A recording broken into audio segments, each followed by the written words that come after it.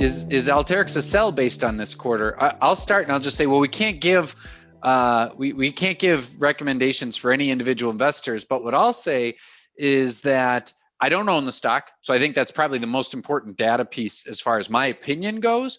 But the other thing that I'll say is that the stock is a lot cheaper on a price to sales, price to free cash flow basis than it was a year and a half ago. It's still expensive by traditional metrics, but if this team can turn it around, today's price might look like a pretty good deal. What do you think, Brian?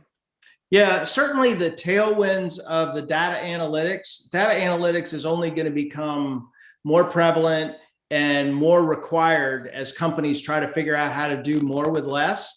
And these software platforms are incredibly empowering to the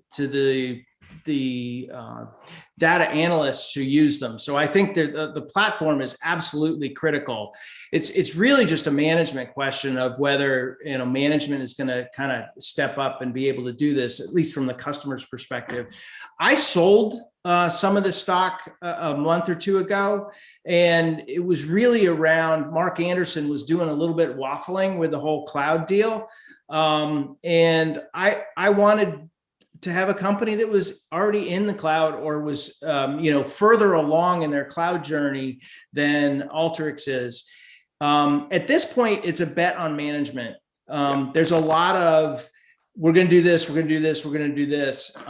If you're not in the stock yet, you may want to wait and see how next quarter comes out. Or if you have some experience with Mark Anderson and confidence in the team and his direction, it might be a good time to buy. To your point, Brian, we have a comment here in Slido that says the real unfortunate part of this is that the product is excellent and fairly easy to use for non-computer types and fully featured for analysts and others. It's just not sold properly. And I think if we were to kind of encapsulate all of this in just a couple sentences, it would be apparently really great product. And they're transitioning. Their founders had run the company for the last 20 years. And now you see Olivia is in a different role. I think Dean Stecker was the CEO. He's on the board. Yeah. He's on the board now, but he's not running the day-to-day. The big thing here is, hey, there's a new team and they're going to look for a better way to sell this product that looks pretty good. And the crazy making part of that is when it comes down to so much about what individuals are going to do while they're there, it's very hard to predict. So it's just like you said, it really, if they figure out a way to do this transition in a way that makes sense, it could be off to the races. If they don't, if they struggle, the stock could struggle. Yeah, and even if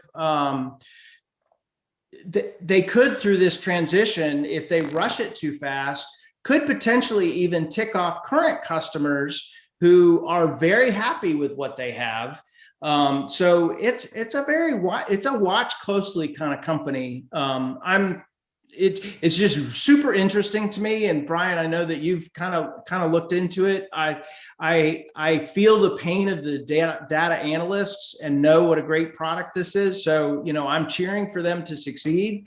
It'll just be a while until we see whether that really happens or not.